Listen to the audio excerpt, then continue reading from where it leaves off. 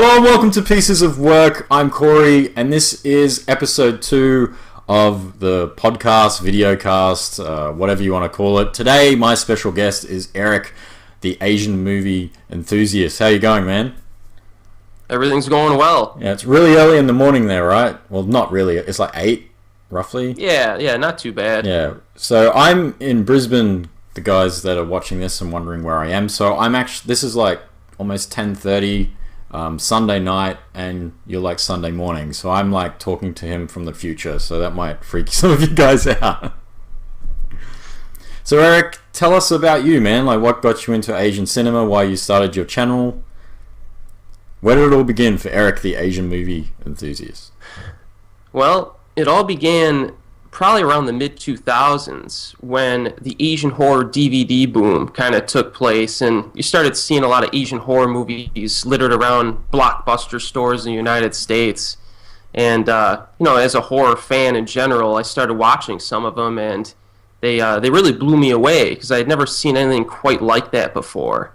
And after that, I started parlaying that into other types of genres. So, after you watch, say, a Kiyoshi Kurosawa film, that kind of opens you up to other stuff. So I started getting into like Japanese classic films, and then I started moving into South Korean films and Chinese language films more, and it just the floodgates just kind of opened. Yeah, that was similar to me. Like, my first experience, and I think I've said this on like a question and answer thing that I did.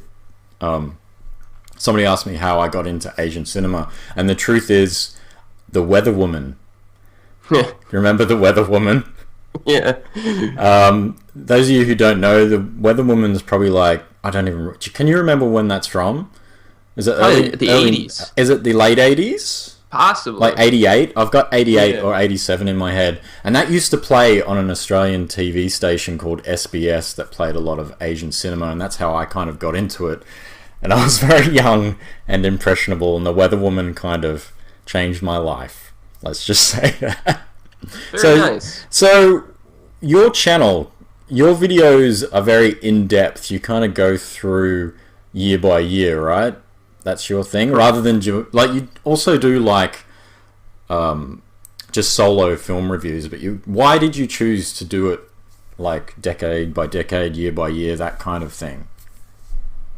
Well, when I decided to start my channel, I kind of noticed on YouTube there was kind of there's a lot more focus on American cinema. Right. And even though there are some very good YouTube reviewers on Asian films, I wanted to do, because I'm kind of a horror fanatic, I wanted to do kind of a comprehensive, chronological, library of just touching on each of the films.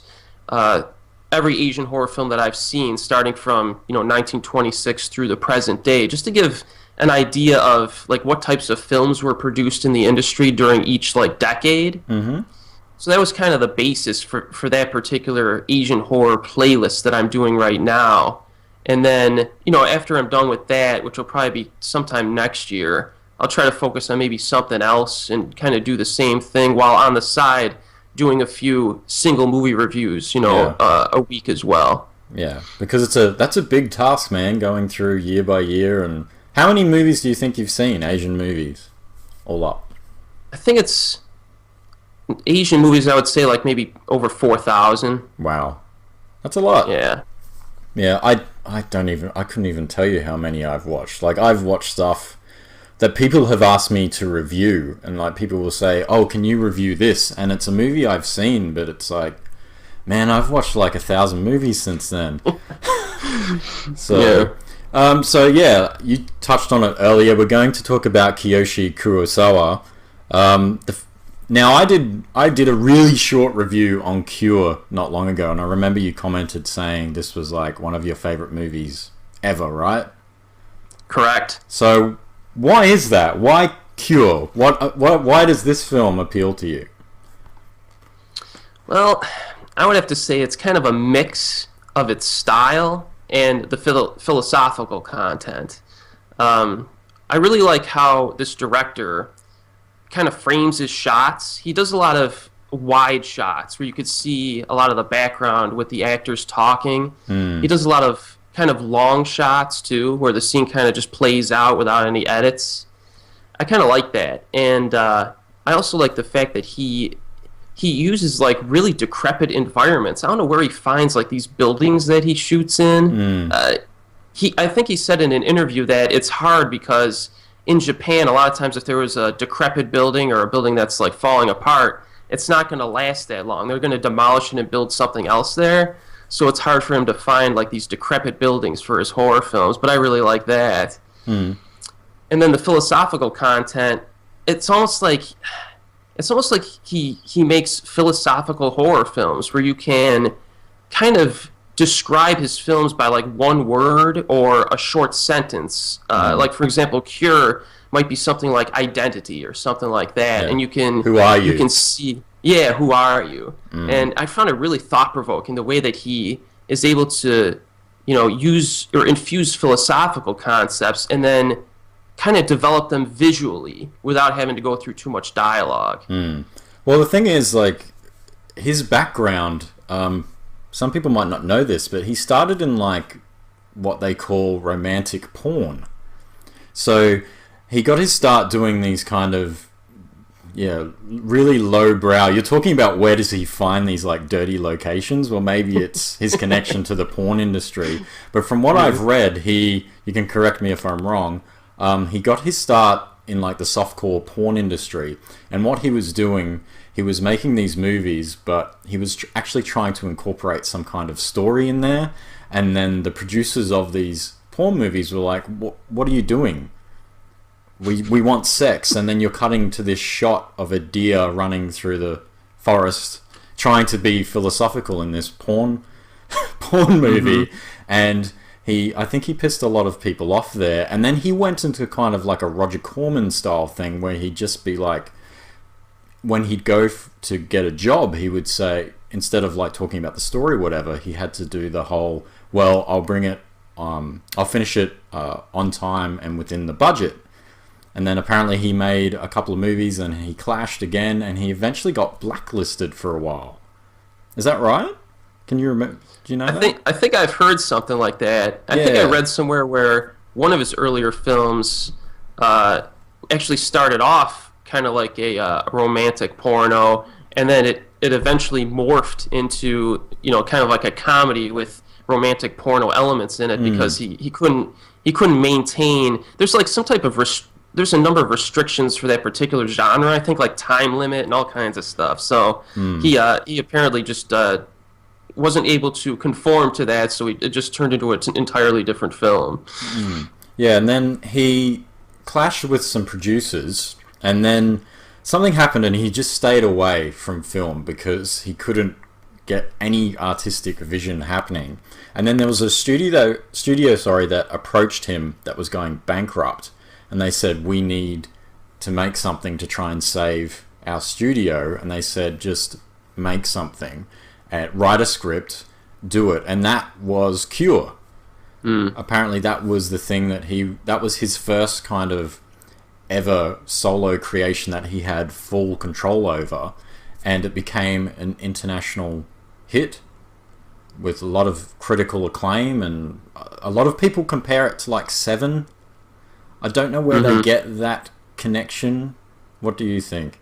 Do you think it's just, it just happens to be around the same period and it's a serial killer movie, and I don't know, tell me. American critics say this movie's like Seven. I don't know. When I look at it, I mean, even the general premise isn't really close, so I'm not seeing that connection too much. No, I've seen that with a few films though. Like, I think a lot of people, they just see like, it's like a dark thriller. We'll just say it's like Seven. That's fine. That will sell the movie to a wider audience. But I actually think this movie, like you said, it's about discovering who you are. So for those people who don't know what this movie is about, would you mind just doing a quick synopsis for us? Sure.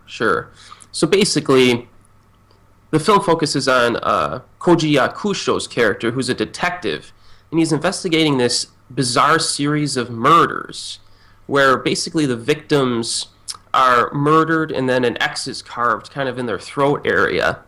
But the odd thing is that different people are committing these murders, even though they all have the same MO. So this detective's like trying to figure out what's going on. And very early on in the film, actually, I think within the first 10 minutes, the viewer kind of gets an idea when you see this drifter kind of roll onto a beach, and he uses kind of the power of suggestion to manipulate someone, and then the story goes on from there. Yeah, and there's a lot of talk about hypnosis in this film as well, and there's the scenes with the lighter, and there's also the detective. He has a wife that's slowly going insane as well, and there's that one scene that always sticks with me, the scene on the bus. And at first, you're like, okay, what's going on there? Those of you who have seen the film will know the one I'm talking about, because I think it's a really distinctive scene. Because at first, you're like, okay, it's just a husband and wife on the bus and he's taking her. But then you notice what's going on in the background, or the green screen they're using, and it's actually just like clouds, like they're flying through the sky. And he just does really interesting things like that. Like when the detective goes to confront the guy that's hypnotizing people, there's just this one really long take. This scene just goes on, and they're like playing off each other. You know the one I'm talking about, where they're in the cell? Oh, yeah. Yeah, and it's almost like... I don't know much about the lead actor, but is he theatrically trained? Is he a stage actor originally? Do you know? Or is he just a... That's a good question. I'm not sure, but it seems like he might be, just based on his style. Yeah, that's because he's in pretty much every single Kiyoshi Kurosawa movie, if not the leading man in most of his films. But he does have that very kind of... You know, you see like those traditionally trained actors, and you can just tell... Like, he was also in Miike's 13 Assassins remake, and even his presence in that, like every movie he's done, he has this kind of, I don't know, I want to say like I don't know who to compare him with, like a Western actor.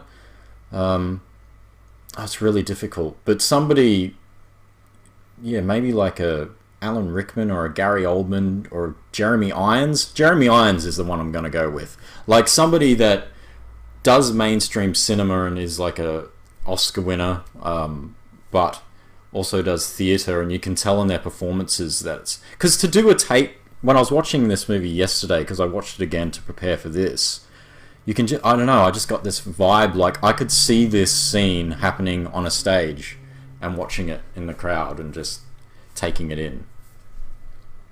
Yeah, I could see that. Actually, you're right, a lot of the scenes in this film you could see being almost like adapted to a stage play. You could, really. I think so. I think that with a lot of his films, he does those really long takes, and like it's just a really masterful way to do things, and he has a distinctive style as well. I think that's something that when you watch one of his films, you automatically know that that's the director. Do you think so? I completely agree with that. Yeah, It's almost like a Dario Argento back in his prime, or someone like that, where it's like you could just tell this is him. Or it's like Scorsese, you know? You watch a Scorsese film, you're like, all right, you see those tracking shots, you know, and all that stuff, and you're like, oh, okay, I'm watching a Scorsese film. So, what would you obviously you love this movie. Do you think, is there a way to interpret this? I think... Or is it just like you watch the film and everybody has their own interpretation? Because I think there would be people that would be confused by this movie. It's definitely a movie you need to watch. You need to have multiple viewings of. You can't just watch once and walk away and go, yep, that was it. Oh, yeah. Well, I made the mistake of screening this with a few of my friends. There was like 4 of us, and it didn't work out too well. Why? What happened there? It's just... it's almost like those films where I almost feel like the best way to watch this is just to lock yourself down and pay attention to what's going on. Because if you're distracted, stuff will go right over your head. Yeah, that's true. So I do think that there's some things that are very... I mean, what I get out of this is that you have a protagonist who is kind of weighed down by the responsibilities of society and life. And he sees this other guy who's not. and it's almost like he's almost jealous of this serial killer. And I'm not going to spoil anything, obviously, but like the final few shots, I think if you pay attention, you do get kind of an idea of what happened. I think so. I think so too. I agree. So I highly recommend Cure. I think it's a really thought-provoking film, and just if there's anybody out there that's a film student or just likes, you know, the art of film, like this is the movie to like with Kiyoshi Kurosawa. This is the movie to begin with easily. Like, have you ever seen any of his earlier stuff before this?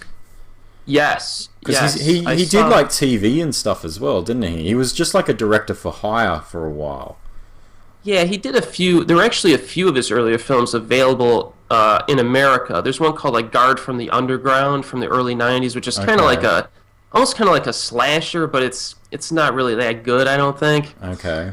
There's a film called Sweet Home from 1989, which is almost kind of like almost like the Poltergeist in a certain sense. It's a good one, but okay. And then there's another one. I forgot the name of it, from like the the mid '80s, which was the romantic porno that turned into a comedy. I forgot the name of that one, but that was a good one. So I've seen a few of his earlier stuff. All right, The Cure's the movie that kind of set him off onto his big career. So we'll talk about the next film, Pulse. I've got the DVD here just so you guys can see it. So this movie's from 2001, clearly after Ring, and in the middle of that, I would say, Japanese boom that we were talking about earlier. It's one of those go-to movies that a lot of people will put up there with The Grudge, Ring, Dark Water. But I think I watched this movie again recently, and I think I like it more than those other movies. I don't know why. I think it has a lot more to say, and I think this movie's like I've only seen this movie a couple of times, and the first time I saw it, I remember seeing it in the cinema when I don't even want to remember how young I was now. It was a long time ago. What, 15 years ago? Wow. Mm-hmm. And I remember just, not really appreciating it for what it was. And I think because I was younger at that stage, I really didn't understand that much about Japanese culture and Japanese society. But as I grew and got to know more about Japan and Japanese people and made Japanese friends, watching this film again recently, things just really kind of work so well. And it doesn't matter that this film was made in 2001. Personally, like, I think it doesn't date it at all. Like, it's still, like, maybe some of the technical stuff with the internet and the computer stuff, but I still think that it's relevant today because I think the movie is about society, and I think it's about people withdrawing from society. Similar themes to Cure, just told in a different way, like people just being alienated, people not talking to anyone, people being alone. What do you think? I agree. I mean, even sometimes when I go to dinner, here's an example. You go to dinner and you'll see like a couple at a table and they won't even talk. They'll just both be on their cell phone, and they're just waiting for their dinner to come out. And that's kind of what this film pointed towards, 15 years ago. Yeah, exactly. It was a bit of a prediction. So this movie is kind of, there's a lot going on in this movie. There's a hell of a lot going on. It's not just a simple, I know they remade this, didn't they? They didn't. Oh, unfortunately, yes. Yeah. What's the remake like? Because have you seen it? Oh yeah. I've not seen it. Is it a Wes Craven film? Am I remembering that correctly? No. Or was he a producer on it or something? Possibly producer. Right. I don't know though. But all I know is that it's almost like it's actually a good study. If you watch the original Pulse, watch the American remake, and you can see why the original works and the American one doesn't, because a lot of the style, the type of visual communication that this director uses is lost in this remake. And I think at times the remake actually contradicts itself at times. So it's almost like they didn't really understand what the whole point was in the original film, and they did not turn out well. Yeah, I think there's like a trilogy of them. I remember going into an Australian DVD store and seeing like a pack with Pulse 1, 2, and 3, and I'm like, what the fuck? How is there 3 of these things? Yeah.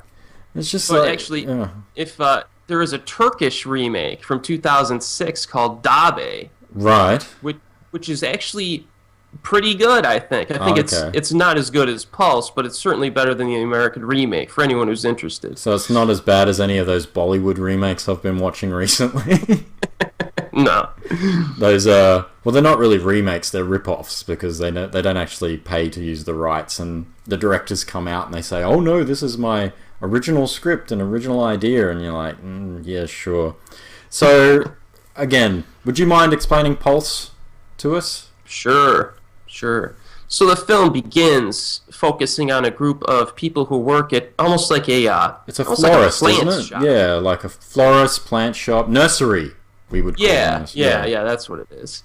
And they're doing some type of computer analysis on like the plants, and the guy who's assigned this task hasn't showed up to work for like a while now, and the deadline's coming up, so they're like, well, we need somebody just to go over to his house and see what's going on. So they send our one of the main protagonists, played by Kumiko Aso, and she goes to this guy's apartment, and she's terrified when he commits suicide while she's there, or seemingly so. And then the film kind of rolls on from there, where you have some disturbing events taking place involving other suicides. Yeah.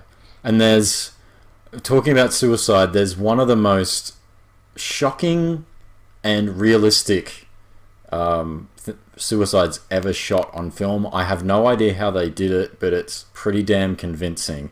And it's the top of the water tower, and the girl jumps off, and you're just like, how did that happen? It's done in one shot. It's like, there might be a sneaky little edit in there, but it's done so seamlessly that it's really, it's confronting. How did you feel the first time you saw that shot? Yeah, that was pretty cool. Yeah. And when you look at how the scene is set up, it's shot in one take. Like, you see the girl come out of the door, and it just follows her. Yeah. She's like walking, and then she like turns to the camera, and the framing of the shot, it's almost like you know something's going to happen in the background, and you look up and you see the girl. Yeah, and then she just jumps and falls, and you're like, how did that happen? How did they do that? But he does that. He does that in this movie too. Like, the opening shot of this film is another long take, and it kind of it's like looking at these people from the other side of, I guess, the monitor. That's the way I see it. Like, you're watching them through the camera, and they're conversing with each other, and we get to know these people that are working in the nursery. And there's also that other guy that's he's like a uni student or something, and he's in the library. Oh, yeah. And he meets that really good looking girl, but she's a bit crazy. And and there's a scene where they have to go in, what is it called? What's the room called? Is it the Red Room or something like that? I think so. Or the Hidden Room. The Hidden Room. Like that. Yeah. Don't go in the Hidden Room, please, people. It's not a good idea.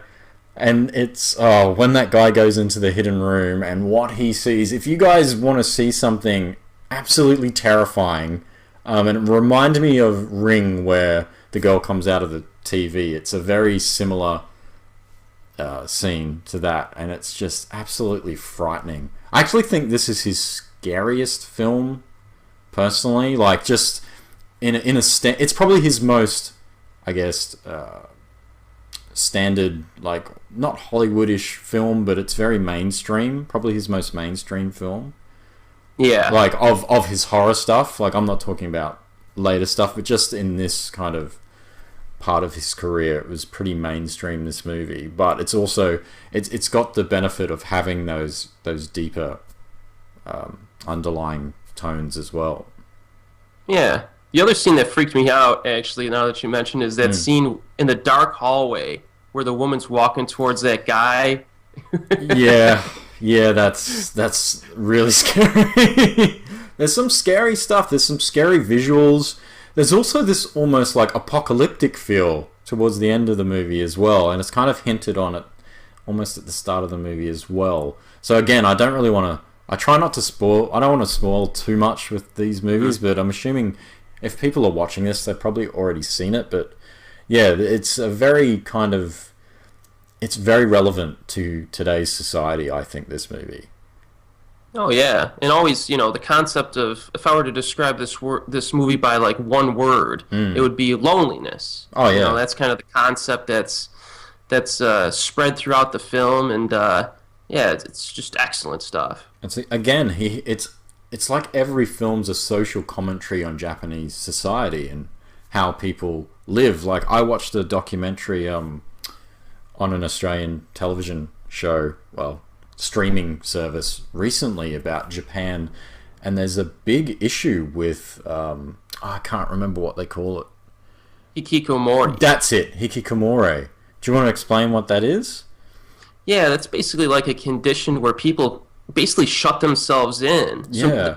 these people like sometimes just don't even come out of their house for like years. Yeah. And they just like order stuff online. They just stay in their house for years. And it's like Sion Sono, like that's where he got the inspiration for like Suicide Club and stuff. Like these people meet online and then they go commit, like they've never met these people before, and then they go kill themselves. It's usually they kind of like they like all get in a car and then they do carbon monoxide poisoning. But it's kind of, and then there's psychological research to say that they do this because it's like the closest you can get to another human being, sharing death together, and it's just a really weird concept that's very unique to. I know it's kind of spreading, but it's at that point in time when he made these movies, it was kind of like a big deal in Japan. And this documentary I was watching as well was talking about basically women in their late 20s, early 30s that were like very successful. They all had careers, they all had university degrees, all these things, and men just weren't interested in them. And there was a lot of men, that just stayed at home, and they had like, I guess that's kind of like virtual girlfriends, you would call them. Yeah, and it's just a really odd thing because when I know with the PlayStation virtual PS4 headset virtual reality thing, one of the first things that sold out automatically was just instantly, was some sex device that you could use to have sex with anime girls. But yeah, it's just Japanese society is quite like it's all throughout these movies. He's trying to make a statement about it, and I don't know, maybe it's different for us and we interpret it differently because we're Westerners. I don't know. What do you think?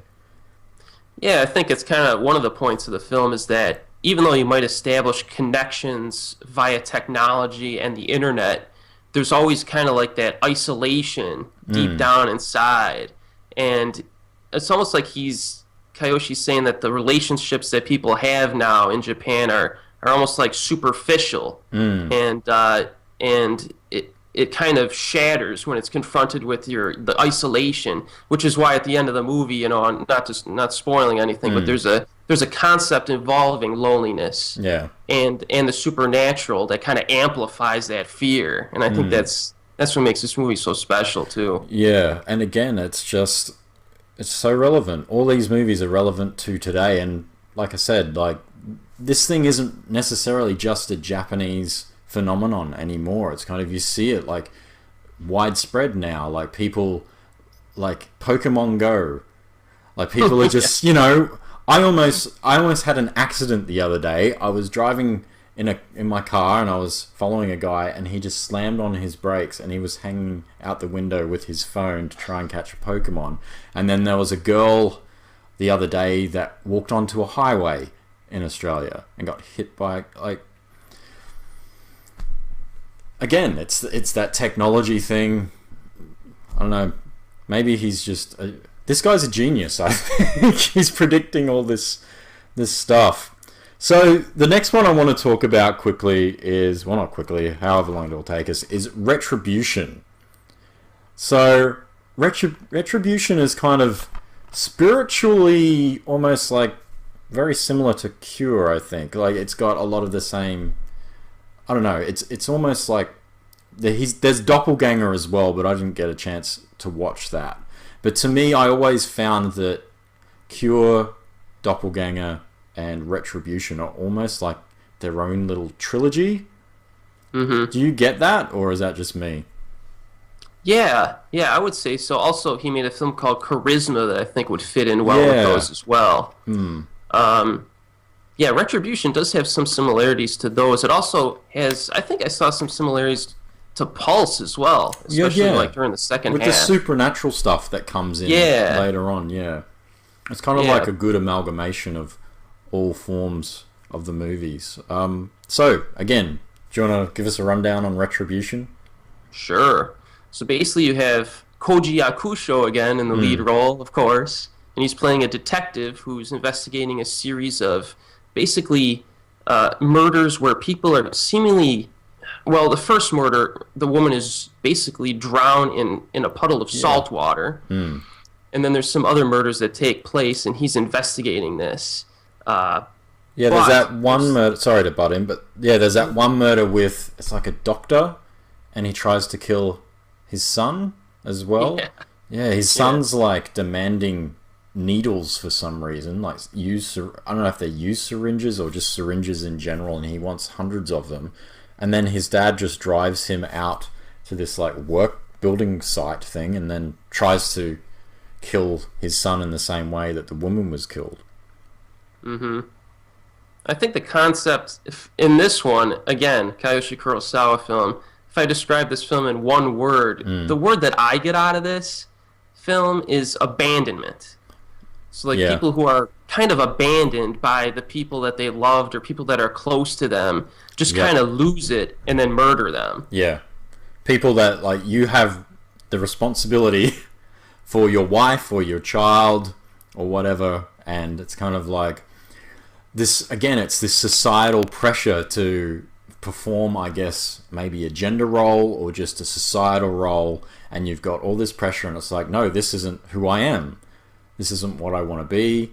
And again, it's asking these questions. So what do you think of this movie? How is it different from Cure? Like, what does it do differently? What is it?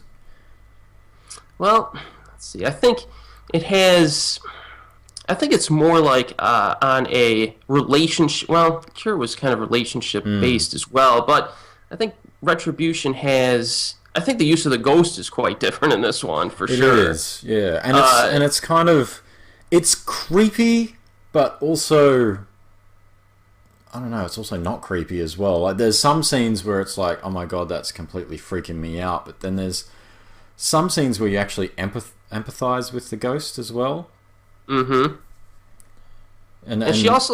she reminds me almost like, remember those legends of the sirens or whatever at sea that would like, they would scream like a high-pitched noise. Yeah. She kind of has that aspect to her as well. Yeah, like this kind of like attractive, come to me. And again, like there's the scenes that involve her are all around this kind of like abandoned, derelict building, which is like a trope of all of his films. And it also, it's just, I don't know, they're just so well done.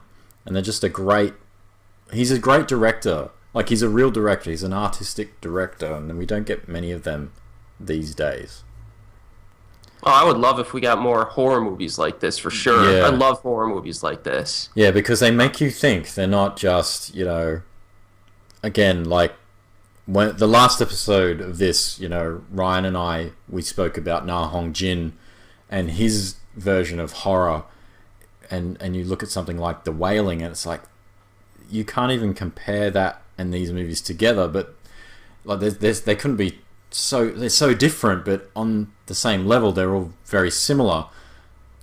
Just they provoke thought. They're done artistically. It's not just Blumhouse or Blumhouse jump scare boogeyman. It's real filmmaking at its best. I think this director, it's almost like, I don't think this director necessarily has the range of like a Spielberg or something like that where he's doing tons of different things. He almost has like his wheelhouse that he operates in, but within that, those similar films per se, he mixes it up a lot and kind of, I I guess, explores different types of themes throughout each of them. Even though on the surface the style might be similar, the films themselves are actually quite different in what they're trying to do. So what has he done recently? Well, after was it Journey to the Shore? Is that his most recent film? Is that him? Yes. Have you seen that yet? I did. It was pretty good. I think it lacked some of the intensity of his other films. If you want a really good drama by him, because he kind of stopped doing horror films after Retribution, but I guess the one that just came out in Japan called Creepy, I guess, is kind of a little bit more horror-ish, which I'm excited about. Yeah, I'm excited to see that as well, yeah. Yeah, but the dramas that I would recommend would be Tokyo Sonata in 2008. I've seen that, yeah. That was very good. And Penance, which is like his mini-series that he came out with in 2012. Is that the one that's based on the same...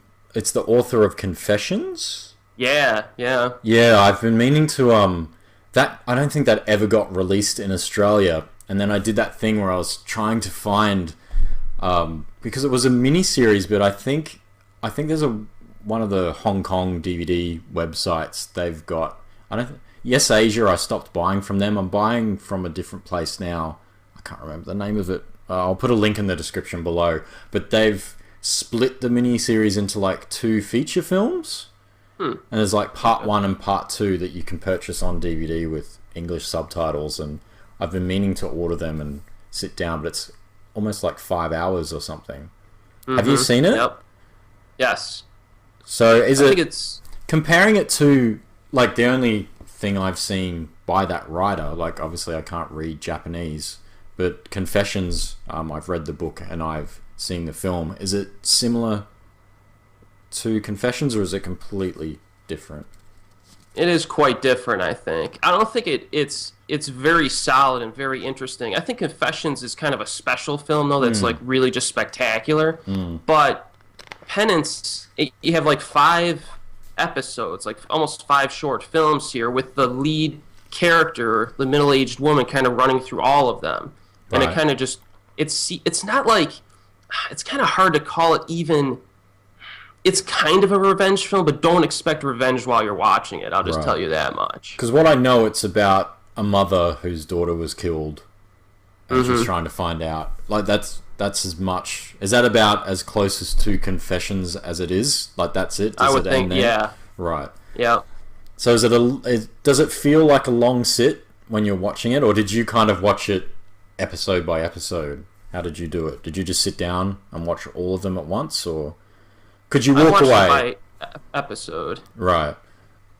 And each film kind of focuses on a different character too, so it mixes it up. Oh, okay. So it's not just like one long 5-hour movie. Not really, no. Oh, okay. So that's, from what I know, that's what they've done with the only DVD release I've seen of it. It's like they've taken it and they've kind of like put half on a DVD and put half on another DVD, and they've called it like part 1 and part 2. They might be if there's 5, there might be, say, like 3 episodes on the first one and 2 on the second. I don't know until I buy the DVD. So have you got any final thoughts? Well, what would you say to the audience? If anybody out there has never seen a Kiyoshi Kurosawa film, you need to watch a few of them. I would say that Cure, Pulse, Retribution, and I would even say Charisma might be a solid one too to check out if you want. Very, very weird movie, but it's very cool, very thought-provoking. Yeah, I definitely think everyone should start with Cure. Do you agree? I think that kind of sets you up. All right, this is what this guy is all about. And it shows off like all of his good points, like the way he shoots scenes, his pacing, and also the acting, because he does use a lot of the same people throughout his movies, which is good, because obviously he's a good guy to work with. And maybe I don't know much about him, but maybe because he comes from that kind of B-grade background, he might give actors a bit more leeway and let them kind of just go with the scene. I'm not sure. Yeah, I'm not sure either. If you watch a few of the behind the scenes from like Pulse, there was a few scenes that they showed where he made some of the actors like retake some scenes that on their surface seemed rather mundane and ordinary. So it's kind of interesting. I found that interesting because it's like a person walking like from one side of the room to the other, but he made them retake it like a handful of times. Wow. So he's really pedantic or something, is he? Just like I don't know. Perfectionist, maybe? I don't know. That was just like one DVD special feature, though. So maybe maybe it was non-representative of how he is. Yeah. Cool. All right. Well, yeah. I think we've done our best with Kiyoshi Kurosawa. Erik, I want to thank you for being on the show. Hopefully I can have you back again sometime. Guys, I'll put a link to his channel in the description below. I highly recommend you check out his videos. Give him some thumbs up, some subscribes, comments. Comments are always good. You and I we kind of converse quite a lot throughout our videos. Yeah, what have you got coming up? Is there anything you're working on at the moment? I'm going to continue every Friday night or Friday at some point. I post my Asian horror video, and then usually on Tuesdays I try to do a review of one Asian movie that's not a horror film. Yeah. And I'll continue with that for a while, and then eventually I got like all kinds of ideas. Like I might do actually a Takashi Miike filmography that would be great. Thing in the future. And some other stuff too, so it'll be good. That's a long filmography, man. That'll take you probably 5 years to put together. The guy's a workhorse. He makes like 5 movies a year sometimes. It's crazy. Sion Sono's catching up to him. He is actually. He is, but the problem is when they make so many movies, the quality kind of drops quite a bit. Unfortunately, they don't they make like one good movie and the other 4 movies are pretty average. So yeah, guys. Also, if you see this, I've got a Pieces of Work shirt on. There's only one of these in existence. I'm thinking about like making them available for people. I don't know, as the channel grows, I want to like get some merch out there and stuff. Also, I'm going to start a Patreon soon. I don't know if anybody would be interested, but I'm thinking about doing like Google Hangouts or something. I don't know. We'll see what happens. But yeah, thanks again, Erik. It was great talking to you, man. Thank you. It's a pleasure being here. Yeah, I'll have you back again sometime soon. Excellent. All right. Thanks, dude. Thank you.